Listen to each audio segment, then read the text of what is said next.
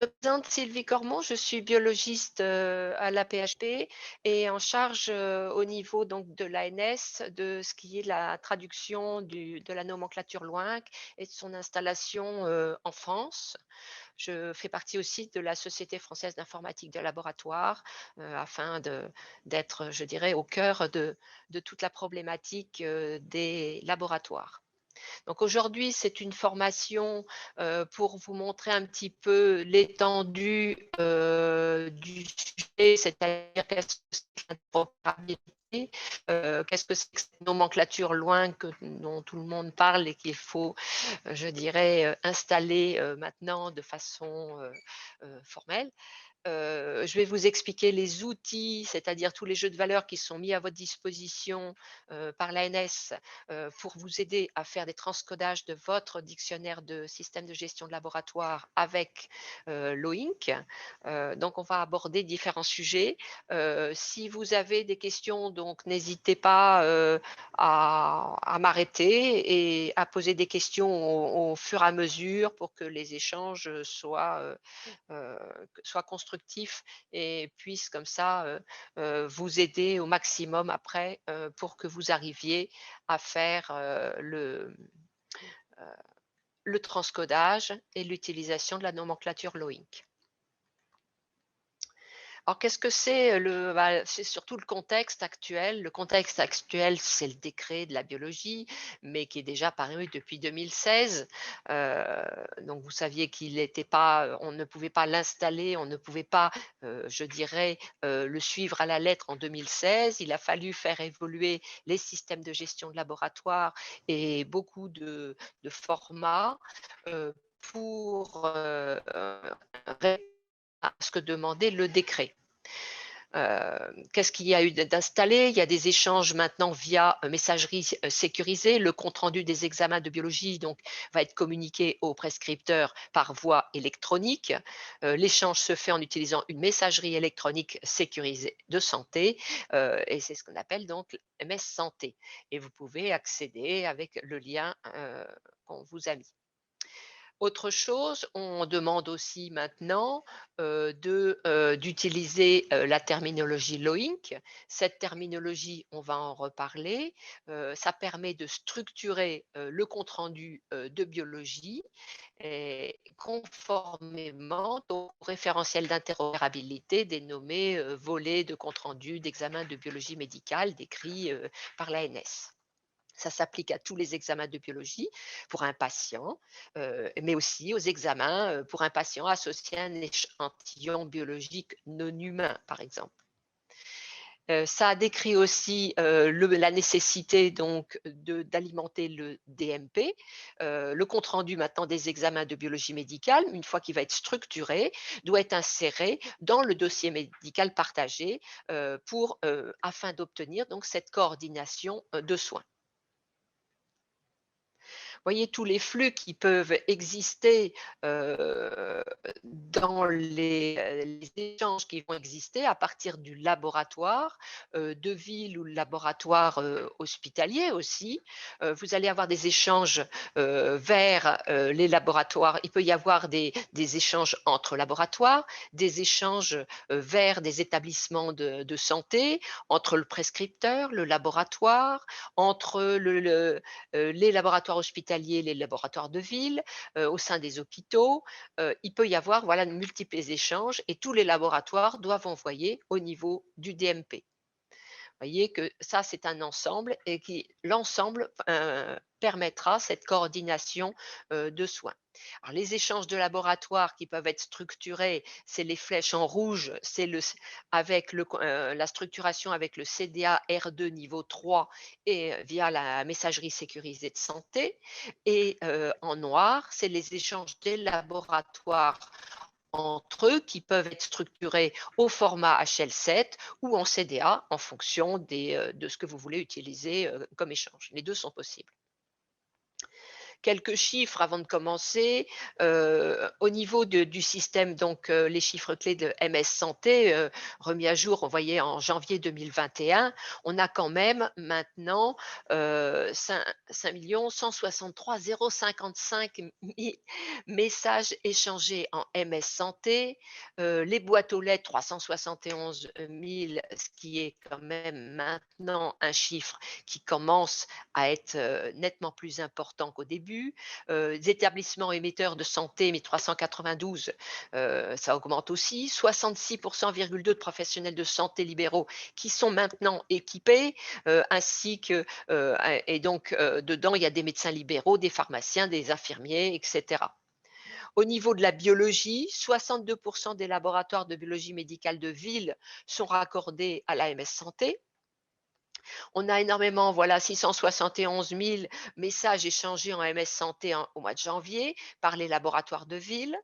Et il y a de plus en plus, pareil, de laboratoires de ville qui émettent via l'AMS Santé.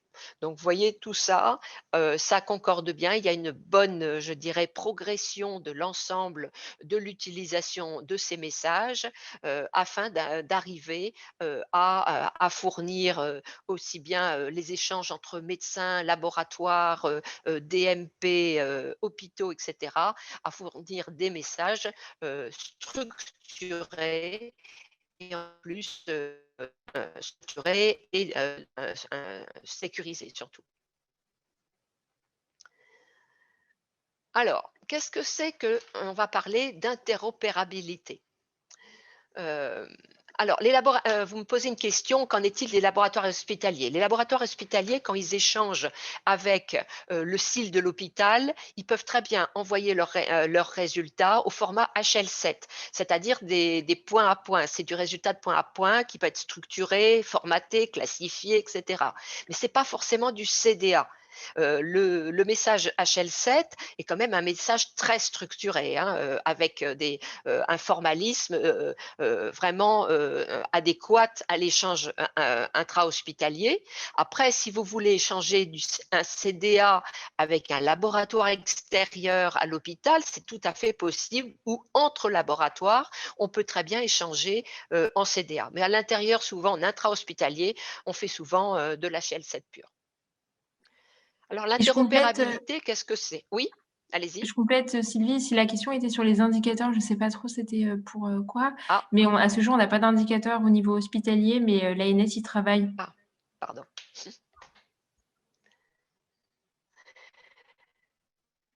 Alors, pardon, on continue. Donc, l'interopérabilité. Alors, il y a deux types Non, la d'interopérabilité. question, pardon. On va voir une... Oui. Allô? Oui. Vous Non, m'entendez? non, je ne sais pas si je pouvais prendre la Oui, parole si, ou allez-y, pas, donc allez-y. je vous coupe Allez-y. pas, je ne vous coupe pas, pardon. D'accord, comme vous voulez. Euh, Oui.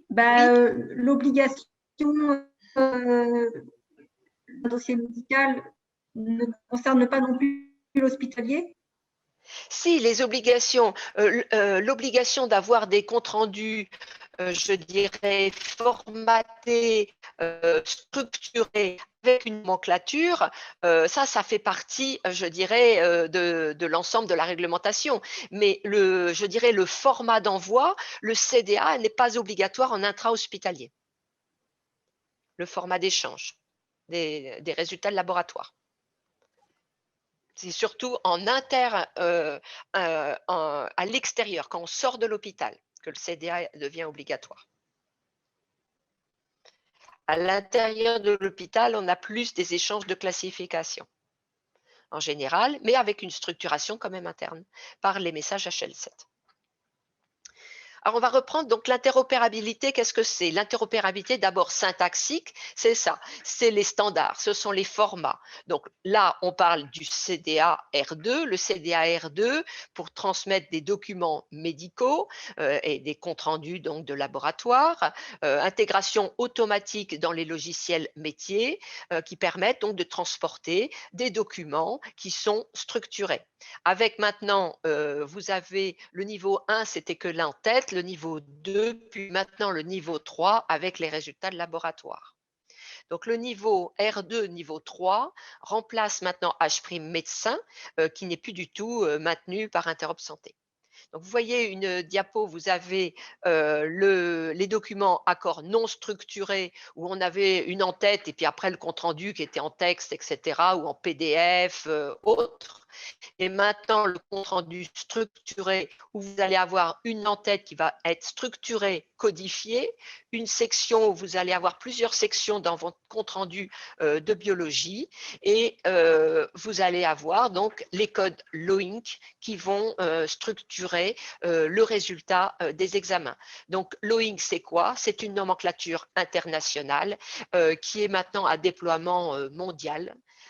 Qui va être commune au niveau de l'ensemble des examens de biologie et va être commune vraiment à tous les systèmes informatiques, aussi bien au niveau de la biologie qu'au niveau des prescripteurs. C'est vraiment le tronçon commun entre les médecins et les biologistes. Je vais vous donner 2 exemples pour l'interopérabilité, parce qu'il y a 2 sortes d'interopérabilité. Ce qu'on appelle donc l'interopérabilité syntaxique, c'est la syntaxe, c'est le format, et la sémantique, c'est la nomenclature. Donc, quand on prend pour une syntaxe, c'est le langage donc informatique qui va être utilisé pour structurer un document informatique. Si je prends donc les numéros de rue, le boulevard, les villes, les codes postaux, donc là, c'est une syntaxe, on impose d'avoir ce genre d'informations à rendre, je dirais. Donc, ça définit un format de présentation de l'information qui est commune à tous les pays. D'abord les rues, puis le boulevard, puis la ville, puis le code postal. Mais pour alimenter cette adresse, on a besoin de mettre une couche sémantique, c'est-à-dire un contenu, et un contenu qui est normalisé. C'est là qu'on fait appel à des terminologies ou à des nomenclatures de santé, comme l'OINC pour les résultats de laboratoire, mais la CIM ou d'autres nomenclatures pour donner, il y a la nomenclature des codes postaux, il y a la nomenclature des villes, etc. Donc, on va pouvoir utiliser toutes ces nomenclatures pour remplir les cases. Donc là, l'exemple pour la rue, la sémantique donc, va fournir l'information nécessaire au bon traitement, par exemple du courrier pour n'importe quel service postal. Donc on va comprendre facilement, la syntaxe et la sémantique sont 2 éléments indissociables et il s'agit donc de transmettre des informations de santé. Donc là, nous, on va avoir le CDA qui va être la syntaxe, l'OINC qui va être la sémantique. Alors, on me demande qu'en est-il des examens ANAPAT. L'anatomopathologie a sa propre nomenclature et a aussi sa propre structuration, mais peut-être que le CDA pourra aussi, il peut y avoir je dirais, il faut sûrement du travail pour adapter un petit peu le CDA, mais le CDA pourra tout à fait être utilisé même pour l'ANAPAT. Par contre, les codes LOINC au jour d'aujourd'hui c'est pas la bonne nomenclature pour l'anatomopathologie. Il y a des nomenclatures comme handicap ou une autre, je crois, pour permettre donc cette partie sémantique. Donc, le compte-rendu d'examen de biologie conforme au cadre d'interopérabilité des systèmes de santé, qu'est-ce qu'il va y avoir? Le compte-rendu d'examen conforme va comprendre donc une présentation des résultats d'analyse qui va être lisible par l'humain, une présentation codée en LOINC de toutes les analyses porteuses d'un résultat et qui sera exploitable du coup par la machine, puisque le code LOINC qui va être exploitable par la machine. Les spécifications donc du volet de compte-rendu d'examen de biologie vont être disponibles au niveau à cette adresse. Par contre, il va s'appliquer à tout, aux examens biologiques pour un patient et aux examens pour un patient associé à un échantillon biologique non humain. Dans l'OINC, vous avez des examens pour tout ce qui est vétérinaire. Le compte-rendu d'examen donc de biologie conforme au cadre d'interopérabilité va s'appuyer sur ce standard CDAR2, le profil XDLab du domaine IHE. Et en établissement de santé, ce que je vous disais, en intra-hospitalier, les résultats d'examen sont échangés plutôt au standard HL7V2. Alors, on me demande au niveau résultats biologiques génomiques, vous allez avoir des comptes rendus. Le compte rendu structuré, au jour d'aujourd'hui, l'OINC sera peut-être pas forcément la meilleure des nomenclatures pour coder un résultat génomique. Vous aurez, je dirais, une partie du tuyau, je dirais, le code pour apporter un de vos résultats, mais vous n'aurez pas la finesse de description avec l'OINC. Je pense qu'il y a d'autres nomenclatures aussi qui existent, qui pourront être utilisées pour mieux coder des résultats de génomique. Pour l'instant, c'est pas très très développé au niveau de l'OINC dès qu'on part dans la biologie moléculaire, dans le génome, tout ça. Donc, c'est pas encore très très développé.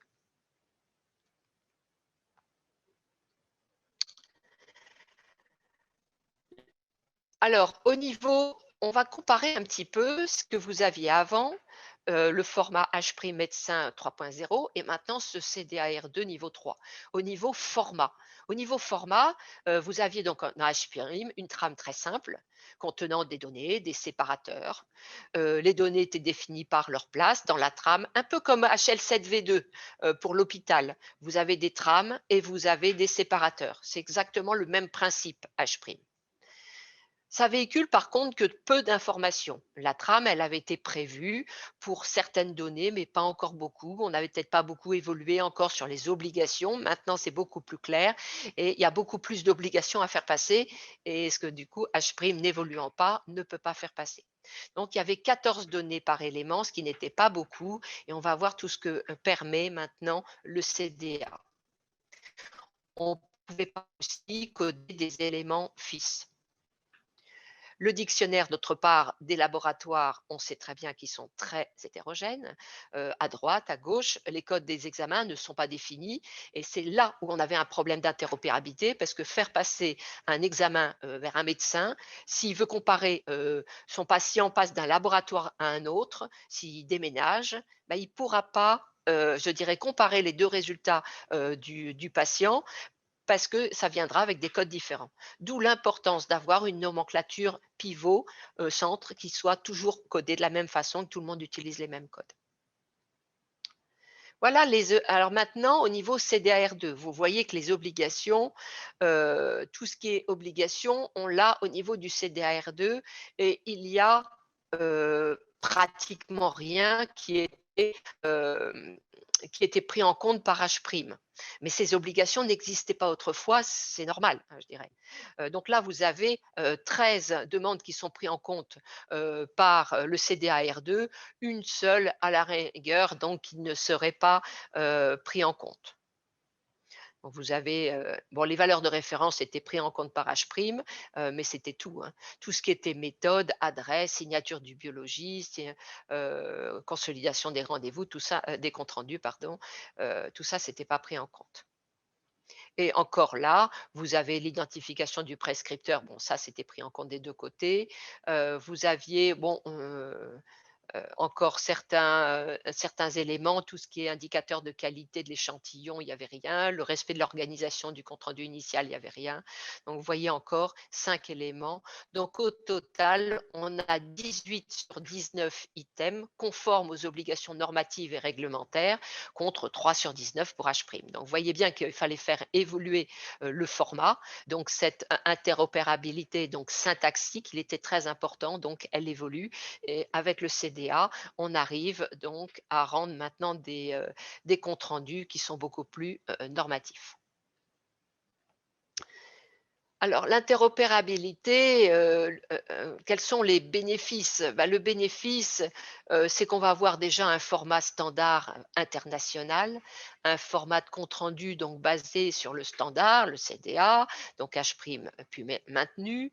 On va utiliser des référentiels nationaux, aussi bien des référentiels nationaux de professionnels de santé, on va utiliser l'INS, on va utiliser donc une nomenclature terminologie pour les résultats qui va amener donc à un codage commun des laboratoires, de ces examens de biologie.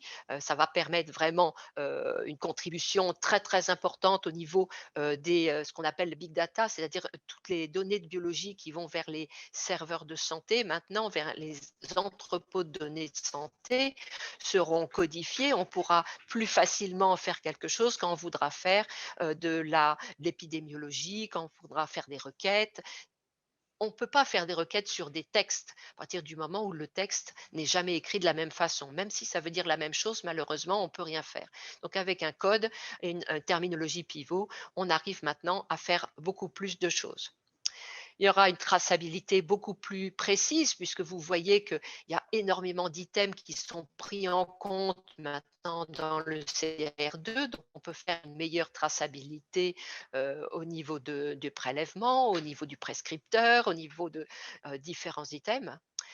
Et cet ensemble va permettre une meilleure coordination des soins, meilleur affichage, meilleure comparabilité, meilleure, je dirais, et puis ça va permettre d'anticiper la e-prescription et l'alimentation du DMP. Donc l'ensemble de toutes ces choses permettent quand même une meilleure prise en charge des patients, meilleure coordination des soins. Est-ce que pour l'instant, vous avez des questions?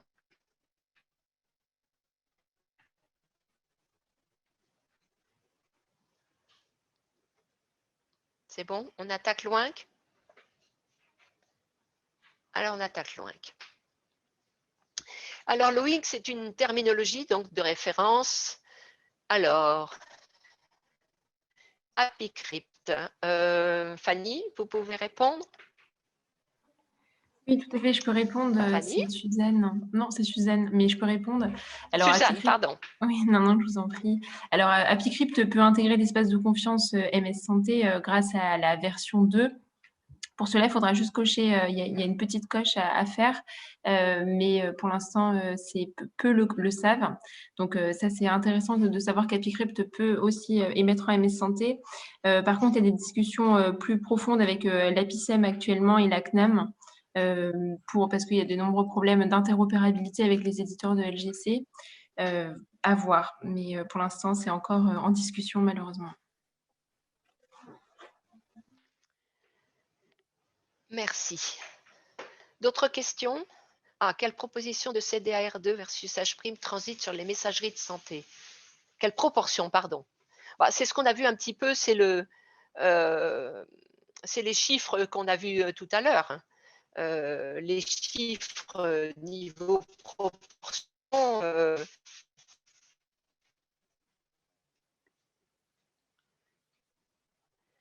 on commence à avoir, voilà, après, 62% sont raccordés, mais ça ne veut pas dire qu'ils émettent, je suis d'accord. Après, on a quand même 671 038 messages échangés. Je ne me rends pas compte de la quantité. Est-ce que vous avez ce genre de chiffre? Alors, oui. Il faut savoir qu'on compte donc 62% de laboratoires raccordés à MS Santé. On a 53% d'émetteurs. Donc, tous les laboratoires raccordés ne sont pas émetteurs, mais il n'y a qu'un 9 points d'écart, donc c'est satisfaisant. Après, sur la proportion de CDA dans les messages, dans les comptes rendus qui sont envoyés, si on prend les stats d'un grand groupe de laboratoires, c'est les seuls stats que j'ai d'ailleurs, on voit qu'un tiers des CRBio sont envoyés par CDR2 niveau 3. Voilà, mais après, c'est vraiment, je me base que sur un grand groupe de laboratoires et je n'ai pas ce chiffre-là, malheureusement, sinon. D'accord. Merci, Suzanne.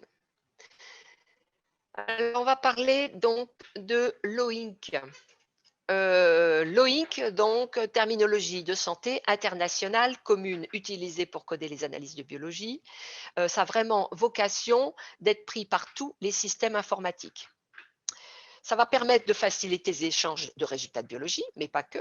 Permettre aussi la demande d'examen de biologie à partir des mêmes codes et permettre donc la structuration aussi des dossiers médicaux.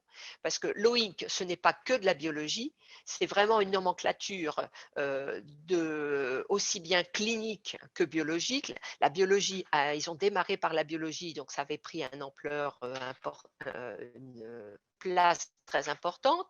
Et maintenant, aussi bien la radiologie que d'autres disciplines donc ont des codes pour faire passer des comptes rendus de résultats médicaux. Les codes LOINC vont transiter dans le corps du compte-rendu de biologie au format CDAR2 niveau 3 qui remplace donc H'. Tout le monde doit intégrer donc cette nomenclature. Donc ça doit être implémenté soit par les biologistes dans leur CIL. Les codes LOINC doivent également être implantés côté LGC, c'est-à-dire un receveur de l'information. Pour que ça se retrouve, que chacun retrouve, il faut que les deux implémentent la nomenclature. Cette nomenclature est maintenue par le Roggenstrief Institute à Indianapolis. Il est disponible sur le site loin.org et une nouvelle version est publiée donc en anglais tous les 6 mois. C'est pour ça qu'en France, on s'est dit qu'il fallait quand même que l'on fasse un petit peu de traduction afin de mettre à disposition cette nomenclature. Il y a quand même une structuration.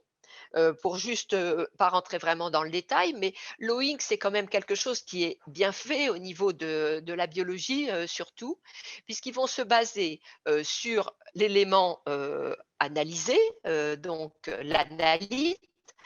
J'appelle même un paramètre derrière, ils appellent ça component.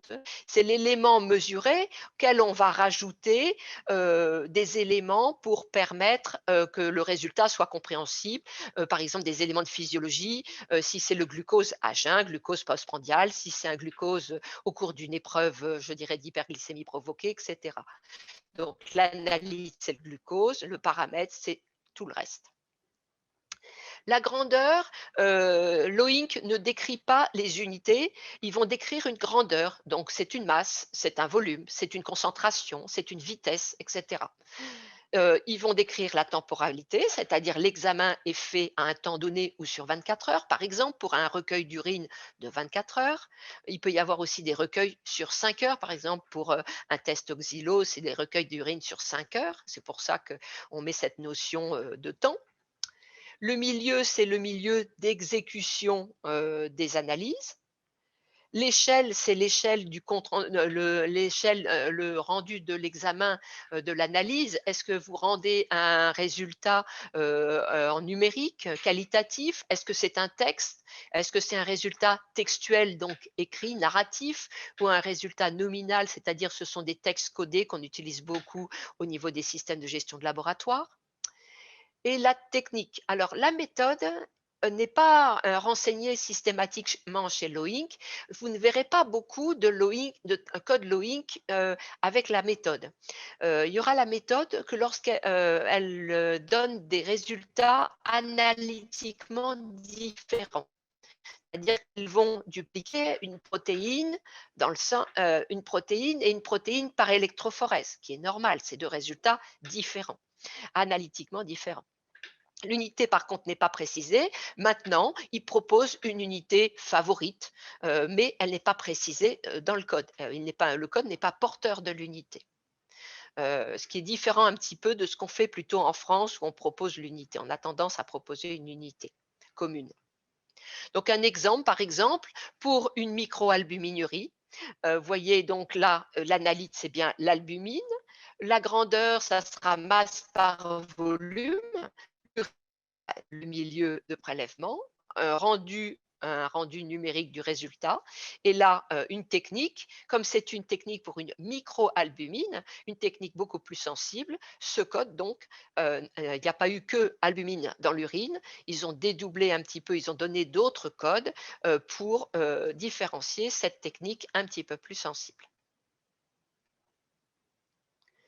La nomenclature LOIC va être présentée sous forme différente, sous forme de chapitres déjà. C'est celui qu'on va éditer par grand chapitre, je dirais, des disciplines classiques de la biologie et même cliniques. Il y a des panels maintenant. Alors les panels, vous avez l'habitude dans les systèmes de gestion avoir des panels de résultats. Là, ça peut être des panels de résultats, comme ça peut être des panels de prescription qui peuvent nous servir comme code de prescription. Et c'est ça qui va amorcer la e-prescription en France. propose maintenant des groupes et les groupes vont permettre la structuration des données pour des entrepôts de données de santé. Et vraiment, c'est à des fins épidémiologiques, comme je vous le disais tout à l'heure.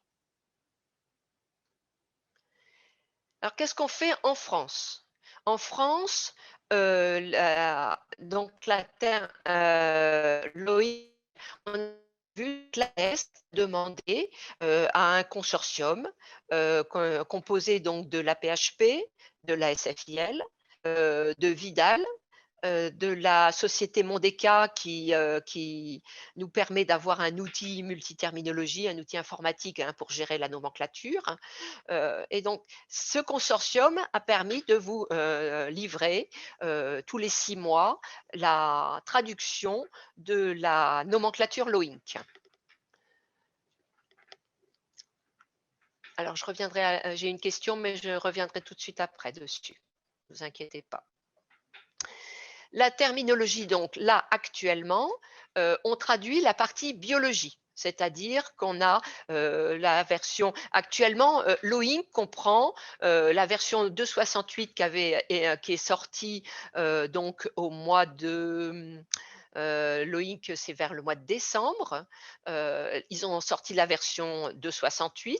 La version 2.69 est déjà sortie et je dois et je vais l'éditer d'ici mi-mai. Là, elle comprenait déjà 89 877 codes actifs, ce qui était déjà important. Et le jeu de valeurs français de biologie, la version qui est éditée actuellement, c'est la version 2.14 pour cette version de 68. Voyez, pour 89 877 codes actifs de LOINC, on en a 52 452 codes actifs. Vous voyez que la partie biologie est la grosse partie quand même de LOINC.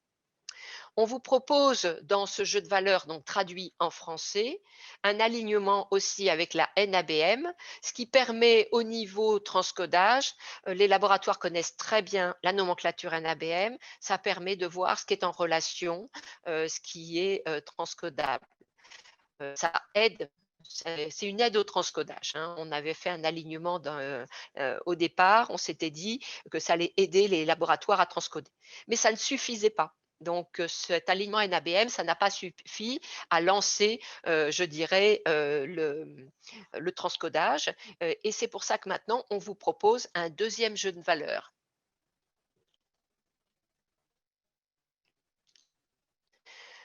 Le jeu de valeurs circuit de la biologie. Alors, c'est quoi ce jeu de valeurs circuit de la biologie? C'est un jeu de valeurs donc c'est le jeu de valeurs de référence à utiliser par les biologistes, mais pas que, aussi par les cliniciens.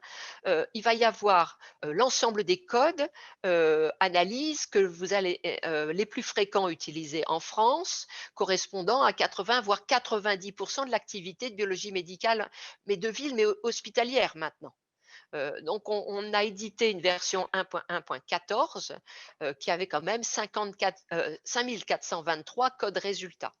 Donc, ce consortium, vous voyez, tous les 6 mois, prend la version LOINC, la traduit dans sa partie biologie pour l'instant, et nous éditons le jeu de valeurs français, c'est tous les codes LOINC, et on vous aide à sélectionner, on vous a sélectionné grâce à des groupes de travail, les codes les plus fréquents en France à utiliser. Comme ça, tout le monde utilisera les mêmes codes et on pourra faire de l'interopérabilité. C'est vraiment le but, c'est ça. Alors, on me pose la question alors, la présentation, ça a été répondu. Par contre, pour les interprétations, je vais revenir dessus au niveau des exemples.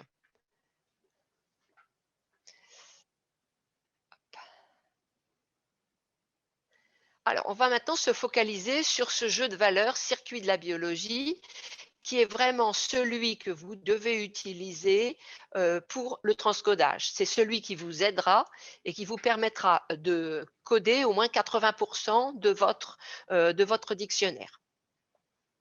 Alors, l'ANS donc met à disposition donc ces jeux de valeurs. Je vous ai pas dit, ces 2 jeux de valeurs donc sont mis à disposition sur un site qui s'appelle bioloinc.fr. C'est un site que nous maintenons à jour et on vous met tous les jeux de valeurs traduits en français dessus. Vous pouvez aller télécharger, vous pouvez avoir des informations, vous pouvez avoir des modes opératoires aussi, des modes d'utilisation, modes d'emploi, des jeux de valeurs, etc. Alors, l'objectif de tous ces jeux de valeurs, bon, je l'ai déjà un petit peu dit, hein, c'est vraiment coder de manière homogène et interopérable les demandes et les résultats d'examen de biologie. Hein. Alors, parce qu'on a choisi des codes de résultats les plus pertinents en France. On a prévu maintenant des descriptions d'informations cliniques qui vont être codifiées, pour vous permettre, ça c'est pour la e-prescription, je dirais. On a préconisé des unités du système international comme unité principale au niveau de ce jeu de valeurs circuit. Et on préconise aussi maintenant des libellés d'édition, un ordre pour ceux qui auraient besoin dans des serveurs de résultats d'avoir un ordre facilement utilisable. Donc, il y a une proposition de chapitrage, de code, etc. Et on veut aussi anticiper la dématérialisation de la prescription.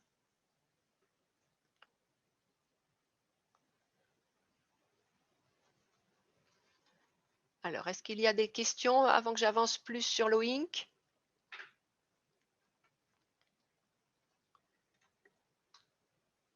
Alors, voilà ce que c'est que le jeu de valeurs circuit de la biologie. Le jeu de valeurs donc, va être divisé en 3 parties. C'est un fichier Excel, simplement. Vous avez différents onglets. Donc là, c'est l'onglet jeu de valeurs.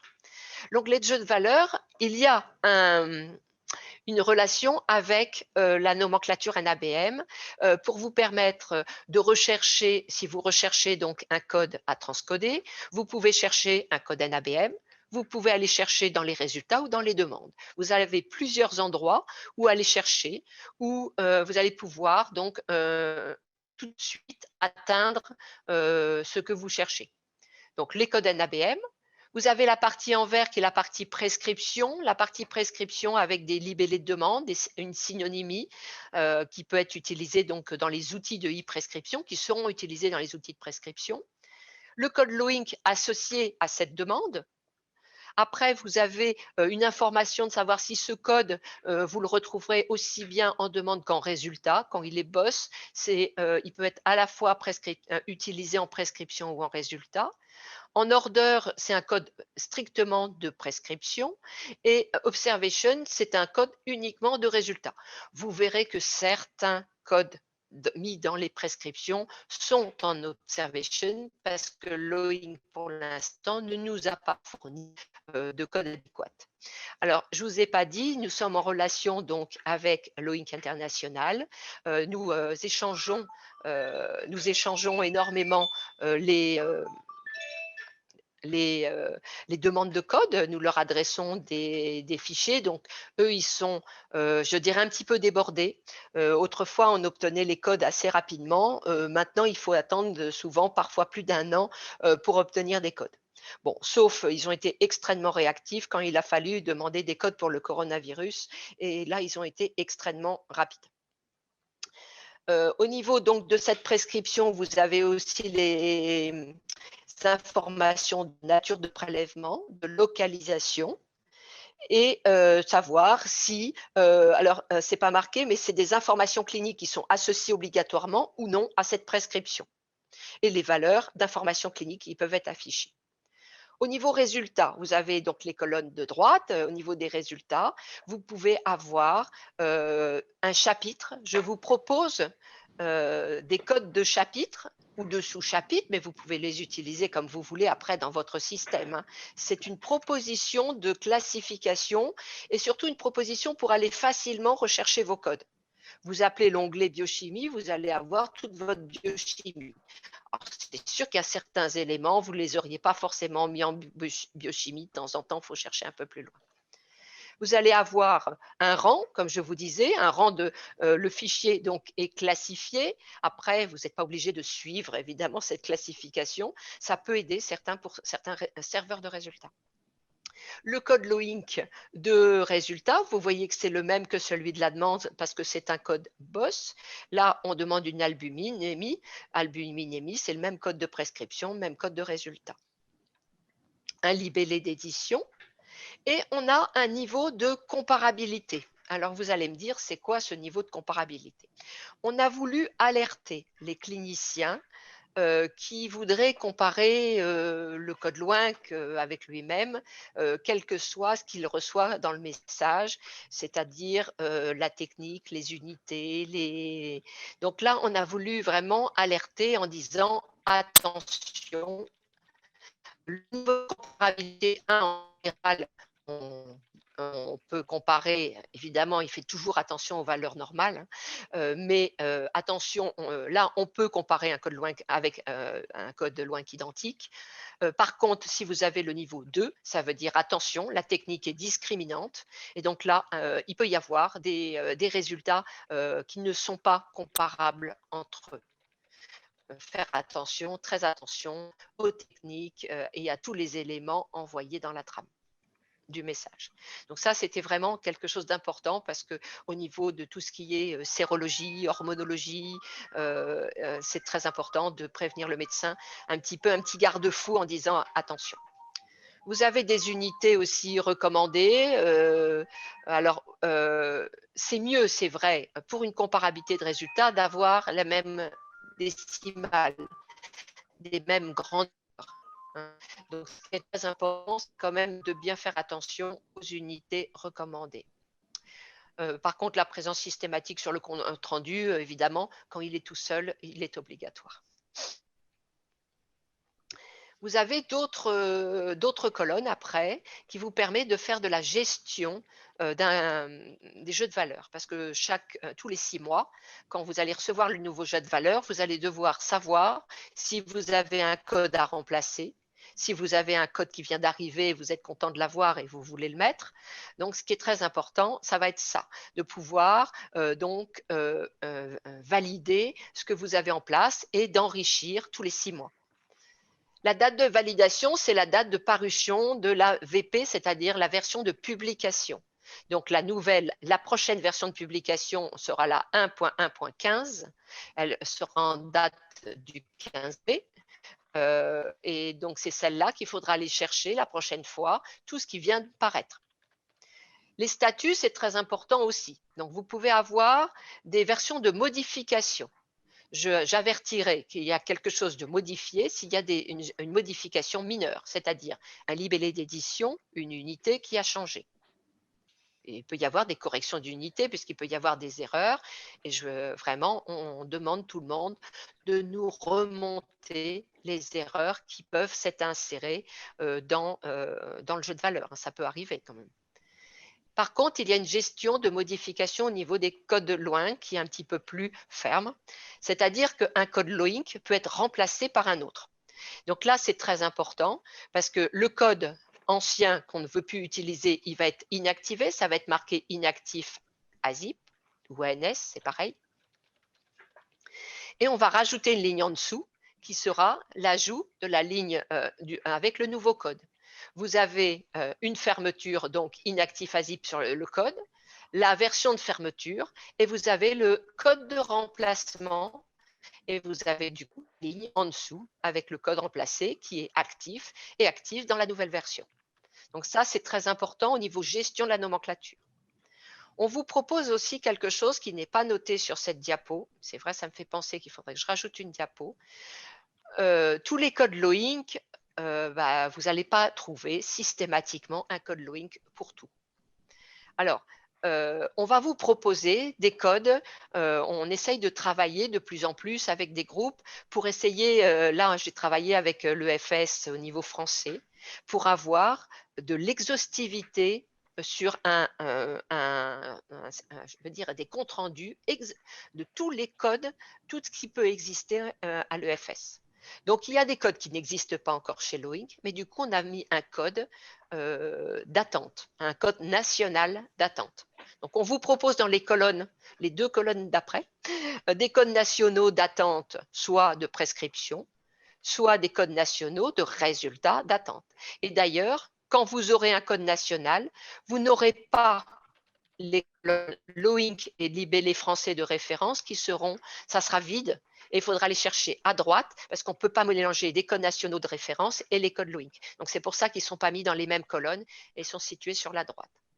Mais si un code Loink arrive entre 2 versions, je vais vous remplacer et vous verrez du coup les codes Loink arrivant dans les bonnes colonnes et vous aurez juste une version de modification puisque là, il n'y aura pas de gestion. On remplace le code et on retire le code en attente.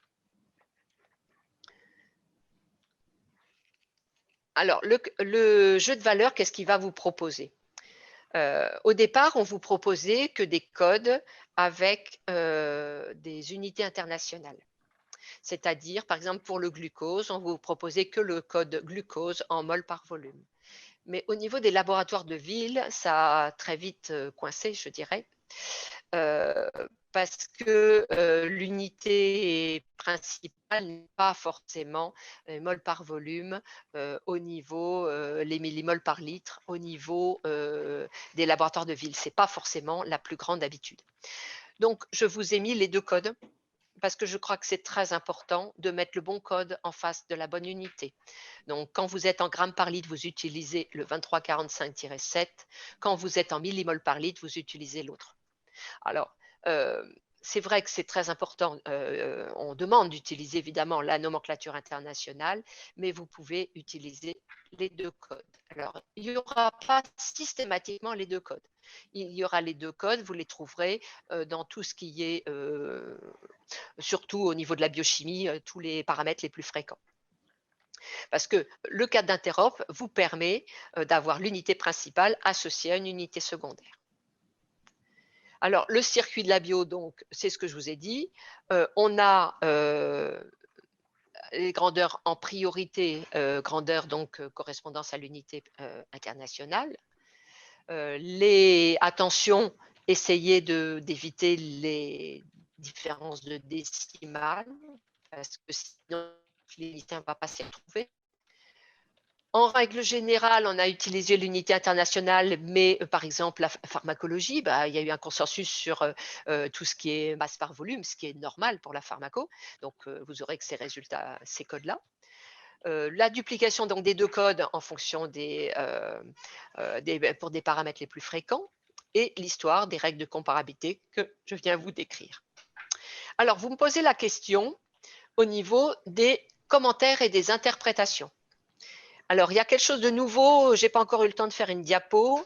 Au niveau national, on va proposer, il va y avoir un chapitre en fin de compte de commentaires qui va pouvoir être créé dans le CDA. Et en attendant, on va donner, et je vais les mettre dans le jeu de valeur prochain, ça sera affiché dans les règles, puisqu'il y a un onglet règles, et donc je le mettrai clairement. Il y a un code de commentaires générique qui va être disponible. Je vais vous mettre à disposition un code qui regroupera l'ensemble des commentaires. Comme ça s'affichera correctement au niveau du CDA. Mais par contre, on vous donne à chaque fois que c'est nécessaire un code d'attente, un code Loink en attente, mais on ne les aura peut-être jamais, mais au moins ça sera un code de portée nationale, par exemple pour une interprétation d'une sérologie, une interprétation c'est surtout pour les sérologies, on a mis pas mal d'interprétations comme ça avec des codes de portée nationale. Ça vous permettra quand même d'avoir certains codes et certains codes existants chez Loink, évidemment, par défaut, je vous les mets.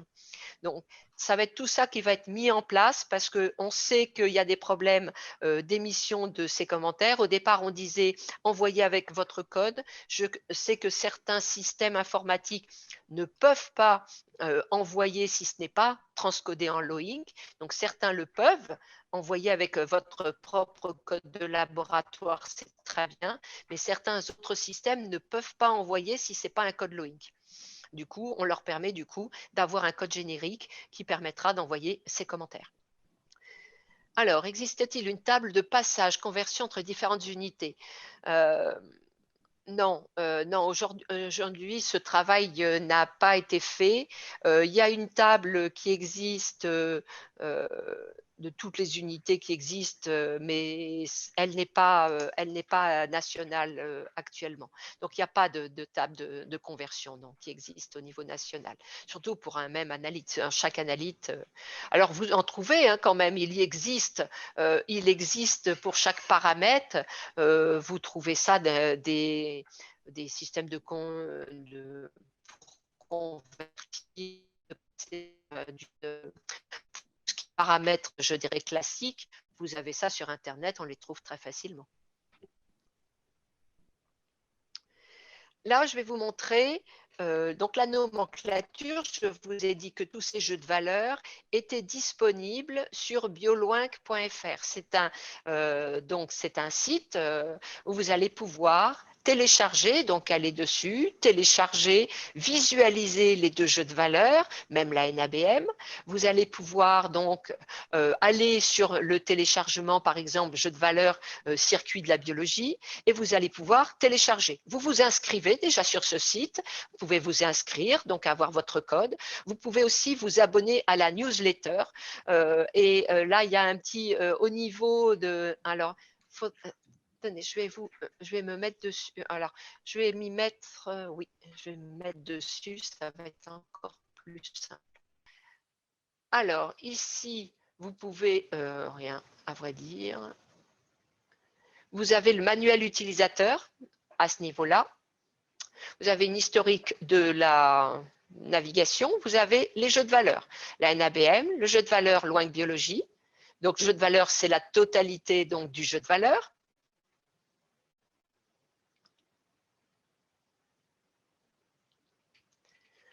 Vous pouvez télécharger le jeu de valeurs.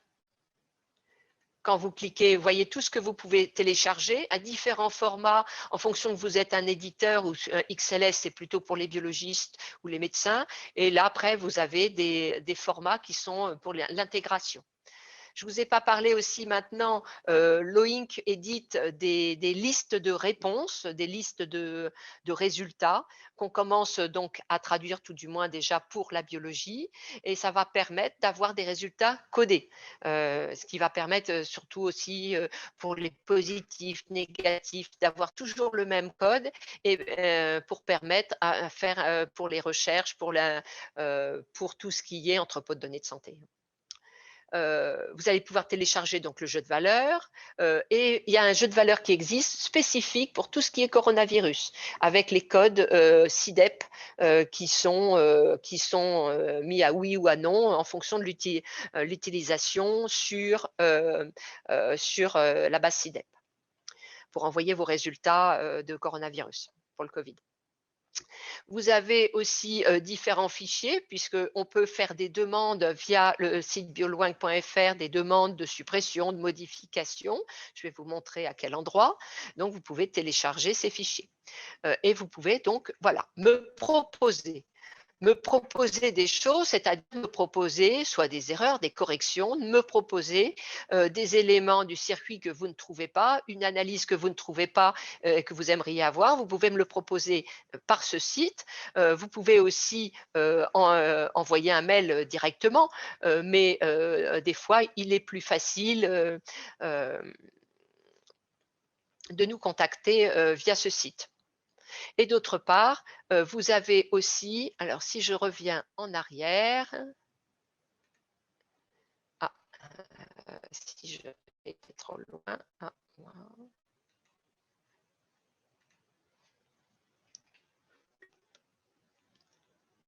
alors pourquoi n'y a-t-il pas de date de validité associée à des codes Loinc?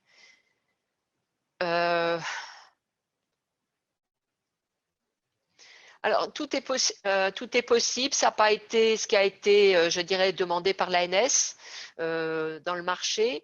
Avec les dates de version, c'est quand même, vous avez des dates de validité avec les dates de version, puisque sinon, après, ça sera inactif à zip et vous aurez la date de version. Parce que Loinc est en décalage par rapport à nous, donc nous, c'est les versions et vous avez quand même des dates. Vous avez systématiquement toutes les dates qui sont associées quand même.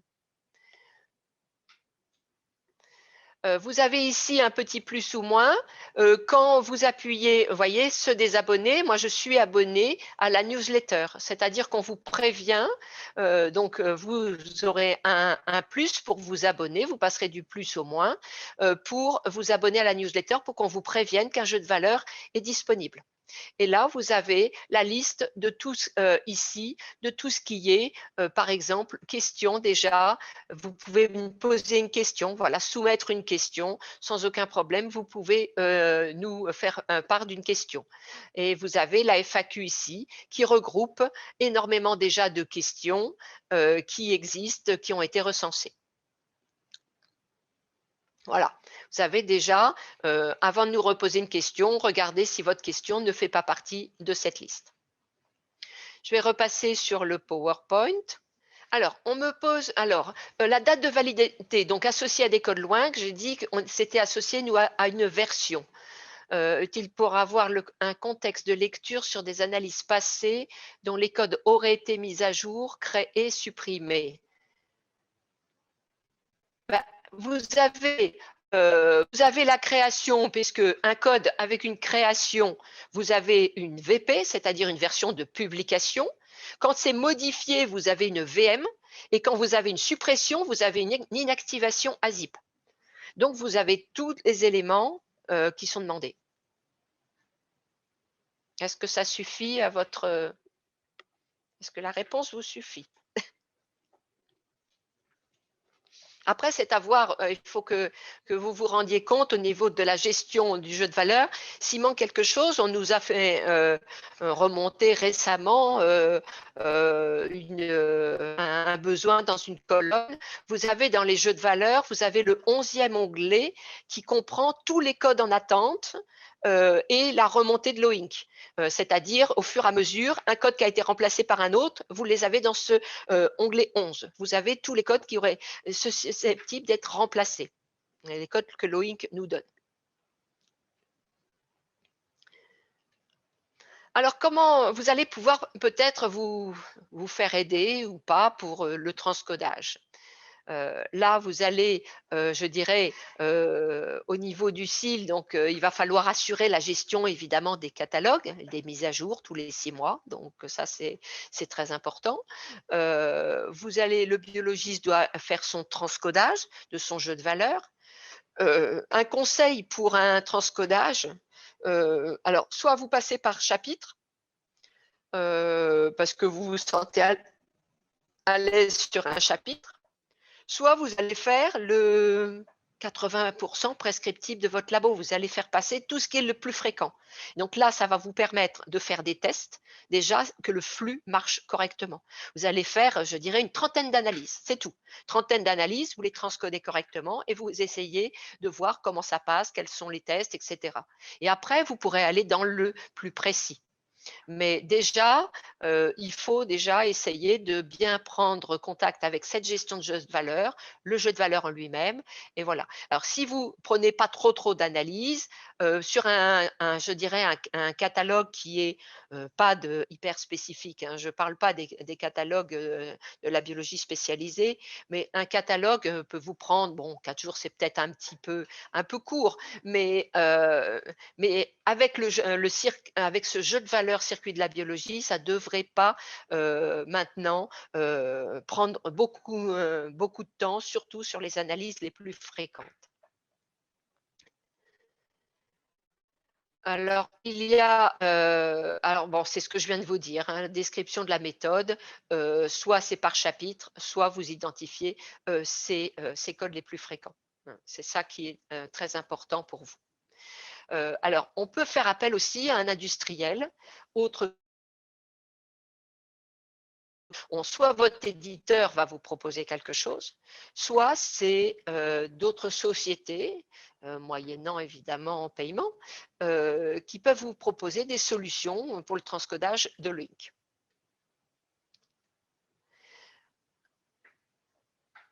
Alors, le transcodage, le principe du transcodage, vous avez donc le circuit de la bio que vous avez récupéré. Vous cherchez votre valeur, vous cherchez bien que c'est bien l'unité, vous trouvez votre code. Si vous ne le trouvez pas, vous allez aller voir dans le jeu de valeurs Loinc français. C'est un peu ce que les systèmes de gestion vont vous proposer, hein, normalement, un peu cette dichotomie. Le jeu de valeurs Loinc français, soit vous le trouvez, vous le prenez et vous nous le dites, puisque il faudrait que je l'ajoute dans la version suivante, ça serait bien. Donc, pour les différentes modalités de transcodage, hein, donc je vous en ai parlé, donc vous aurez les diapositives. Et la méthode un petit peu dichotomique, c'est celle-là. On récupère le code, on le trouve, c'est facile, on l'implémente. On ne le trouve pas, on va voir dans le Loinc français. Et si on le trouve, on l'implémente. C'est mieux de nous prévenir ou de nous prévenir par BioLoinc. Et si vous ne le trouvez pas, eh ben, nous le demander pour que nous, on enrichisse la demande au niveau de Loïc et qu'on l'obtienne dans les mois suivants. Alors, des outils qui peuvent vous aider. Non, c'est toujours pas cette diapo, désolé. Alors, il y a encore des possibilités. Oui, on vous a mis plusieurs diapos en fin de compte. Alors là, c'est plutôt pour le LGC.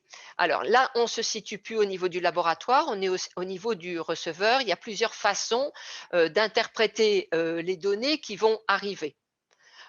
Soit la première possibilité, c'est on associe un code ou plusieurs codes Loinc à chaque libellé du dictionnaire de LGC, c'est-à-dire qu'on avait un dictionnaire à l'intérieur d'un dictionnaire, donc le côté médecin, hein, il a son dictionnaire et il fait son transcodage. Pourquoi pas? Il peut très bien avoir son transcodage prêt, comme vous, côté, avec le même jeu de valeurs, donc il attend les mêmes codes. Pourquoi pas? Le résultat arrive, hein, c'est sûr.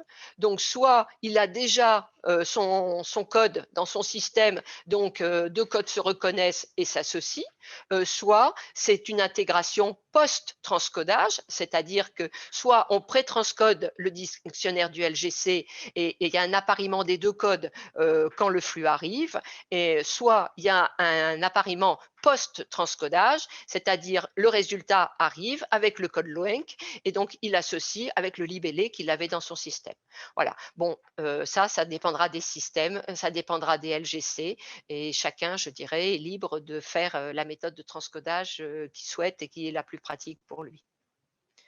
Alors, j'ai une diapo quand même, voilà, sur les différents outils qui existent. Alors, c'est vrai que là, grâce à la SFIL et à l'ANS, vous avez des formations gratuites pour vous orienter sur les différents modes de transcodage et pour vous aider au mieux à transcoder. Et il y a des prestations industrielles qui existent actuellement, qui proposent, grâce à des algorithmes qui apprennent en plus au fur et à mesure, ils peuvent vous aider donc à utiliser ce circuit de la biologie et de vous proposer un transcodage à 50-60% déjà, ce qui peut quand même vous aider. Il y a Medicus, donc, qui est le biologiste augmenté, le compte-rendu augmenté, qui propose une solution plutôt pour le patient, à destination du patient, qui permet des comptes rendus beaucoup plus clairs aux patients. Vous avez aussi Biologbook qui fait ça c'est plutôt côté laboratoire avec une aide à la décision médicale, aussi au niveau clinicien, une aide à la décision médicale. Là, c'est l'intelligence artificielle, hein, ils font appel. Il y a Fast Services, qui est l'opérateur d'interopérabilité, avec qui, de toute façon, on travaille aussi pour la confection du jeu de valeur. Et vous avez C2Bio qui donne des conseils en biologie médicale, qui vous permet d'avoir je dirais, des outils, pas statistiques, mais un peu de gestion de laboratoire. Donc, ces 4 sociétés au jour d'aujourd'hui savent faire du transcodage de jeux de valeur. Ils vous proposent voilà, plus ou moins complètement. De toute façon, attention, c'est pas parce qu'une société vous aura proposé du transcodage qu'il ne faudra pas faire le travail de validation derrière. Bon, c'est plus rapide, je suis d'accord, mais il y aura quand même un travail de validation. Ça ne sera pas à prendre les yeux fermés quand même. Mais il y a un bon travail de fait, je vous dis, 60 certains sûrement un petit peu plus, sont capables et en plus, grâce à l'amélioration et plus ils vont transcoder, des laboratoires, plus ils vont fonctionner avec des laboratoires, plus, leur système va marcher. Donc, ça risque de devenir vraiment de mieux en mieux au fur et à mesure, des années. Alors un exemple d'application de Loinc en France, c'est SIDEP. C'est la première utilisation de remontée de résultats de tests de dépistage. Donc là, c'est pour le coronavirus. C'est tous les laboratoires français remontent vers un seul système de santé publique à des fins statistiques, épidémiologiques, etc. Et donc, comment remonter si chacun remontait son résultat avec son propre code, on n'aurait jamais pu faire ça. Vu que tout le monde remonte avec le ou les mêmes codes, eh ben, les statistiques sont faciles à faire. Donc voilà l'intérêt de l'OINC en France, un des premiers intérêts et vraiment des premières mises en application. Voyez, pour une fois, le Covid aura un côté positif en France, on va dire. Mais l'OINC, c'est vrai que c'est la première application de cette utilisation des codes de l'OINC en France. Mais il y en aura d'autres, j'espère. Voilà. Si vous avez besoin, donc, si vous avez des questions, n'hésitez pas à me les poser. Alors, il y a plusieurs ressources, vous voyez, un tableau avec toutes les ressources disponibles. Ces diapos, de toute façon, vous allez les avoir. Vous allez avoir l'enregistrement. Vous allez pouvoir, donc, si besoin, me reposer des questions. Moi, mon adresse, c'est vrai, elle est peut-être pas notée nulle part. Je vous la donne. Il faudrait l'écrire, Suzanne, si c'est possible d'écrire Bien sûr. mon adresse mail sur le chat, sylvie.cormon@aphp.fr. Je vous fais ça. Donc là, vous pouvez nous poser des questions, on vous répond rapidement. On n'a pas les délais de l'OINC et on peut donc échanger sur différentes modalités de transcoder des éléments ensemble. Si vous avez des questions, je vous écoute. Alors, une question. Ah, il faut que je la retrouve. Oui. Alors, dans le cadre de la e-prescription, est-il envisagé d'utiliser CDAR2 dans le sens prescripteur laboratoire? Alors déjà, je ne peux pas vous le dire du tout. Je ne sais pas du tout ce qui est envisagé dans le sens, pour l'instant, moi, je m'occupe que de la partie vraiment, je dirais, sémantique. Après, tout le contenu, je ne sais pas si vous avez ce genre de réponse, Suzanne. En Alors plus, non, c'est l'ACNAM qui est en charge du projet de e-prescription, donc je ne sais pas du tout. non, tout à fait, j'ai pas du tout la réponse et j'ai jamais été confrontée à cette question, mais ce que je peux faire, c'est que je peux prendre votre email, monsieur, et vous pouvez me la mettre dans la barre de chat et je vous répondrai. Je vais me renseigner en interne, si ça vous convient. Oui, parce que la e-prescription, c'est la CNAM qui est en charge de la e-prescription. Donc, au jour d'aujourd'hui, on n'a pas, moi, je ne fais pas partie des réunions qui auront lieu ou qui ont déjà lieu, je ne sais pas. Très bien, en tout cas, je reviens vers vous, monsieur, et surtout n'hésitez pas à répondre aux questions de satisfaction. Donc ça nous permet, 1, d'évaluer, ce webinaire et de 2, d'avoir vos envies, enfin vos souhaits pour les prochains webinaires et ainsi pouvoir, orienter, nos propositions. S'il y a des sujets que j'ai pas abordés, si vous voulez, on a encore un tout petit peu de temps, si ça vous intéresse. Non. Eh bien, merci Sylvie, merci à tous. On vous souhaite une bonne journée. Merci à tous.